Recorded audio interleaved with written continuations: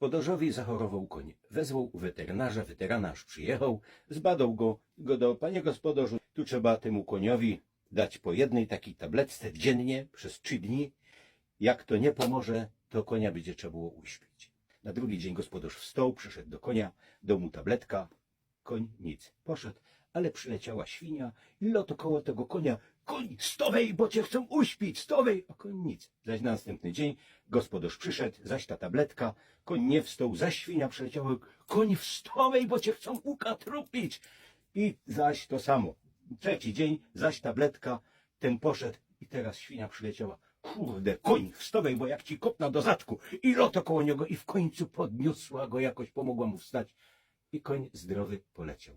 Przyszedł weterynarz, żeby zbadać, co się stało, i ten gospodarz taki wdzięczny go wziął: pana i na jutro zapraszam na świniu pić. W kinie siedzi facet ze swoim psem, a za nimi sesiot taki też drugi facet. No i za chwilę się film zaczął i zaczęło się od takiej wesołej sceny. A ten pies uśmiechnięty cały, aż łogonem merdał. Za chwilę się zaczęła scena tak groźna. To pies zatkał oczy swoją łapą, cały się cząc. Za chwilę była smutna scena. To pies był cały zaślimtany, taki smutny. Za chwilę była scena łożkowo. To pies aż wywalił język i tą łapą ruszał. I ten chłop ze zadku, kurde, taki zdziwiony, patrzył się na tego psa. Panie, pierwszy raz widzę, żeby pies tak reagował na film. A ten chłop go jest też są zdziwiony. Książką nie był taki zachwycony. Przyszła tako elegancko pani do sklepu zoologicznego. Rozgląda się, patrzy się, a tam tako fajno papuga. Ale patrzy się, a ona ino 50 zł kosztuje. Pyta się tej sprzedawczyni: pani, tako fajno papuga ino tyle kosztuje? Ja, bo ona była wcześniej w burdelu i ona ma taki zwyczaj, takie niecenzuralne słowa gadać. Co mi tam przeszkadza? Wzięła, kupiła papuga, wystawię ją w chałupie. Papuga rozejrzała się, patrzy się: o, nowy burdel, o, nowy burdel pani.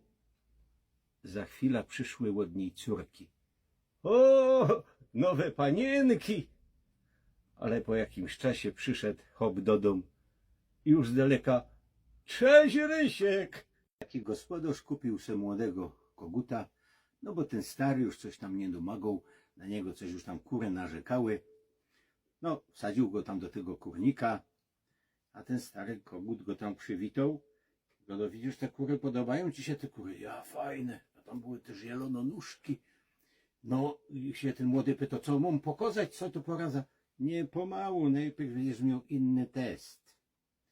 Słuchaj, jak mnie dogonisz, to wszystkie będą twoje. Dobra, to pojedziemy na plac. I ten kogut stary zaczyna mu uciekać, a ten młody go fechtuje i latają po tym placu tam a nazad. Obejrzał to gospodarz, łap tego młodego i uciął mu łeb. Pieron by cię wziął już. Trzeci kogut w tym miesiącu, co nie lubi kur.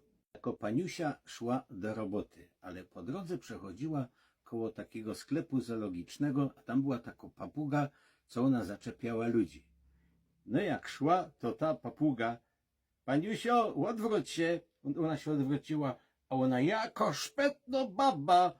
Kurde, tą wkurzyła. Zaś idzie nazad z tej roboty: paniusio, obróć się. To się zawróciło: jako szpetno baba. I tak drugi, trzeci dzień, na czwarty dzień ta wzięła, poszła do tego sklepu zoologicznego i złożyła skargę na ta papuga i tam kara miała być i tak dalej. Na 5. dzień paniusia idzie, a papuga: paniusio, obróć się.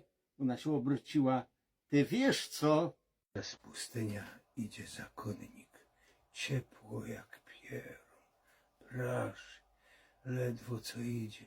Nagle otwiera oczy, patrzy, ten lew. Kurde, jak on się wystraszył. No co, ręki grew. A ten lew, kurde, normalnie gipko zaczął rzekać: panie Boże, spraw, żeby ten lew jakiś miał takie odczucia chrześcijańskie, żeby było mi to. I normalnie nagle coś się stało. Na tego lwa coś wpłynęło. On mu się zarost taką tako mina zrobiła, tako błogo, tako przyjacielsko. Po czym zaczynał lew klękać, składał te łapy i go do Panie Boże, pobłogosław ten posiłek, co by nas spożywał,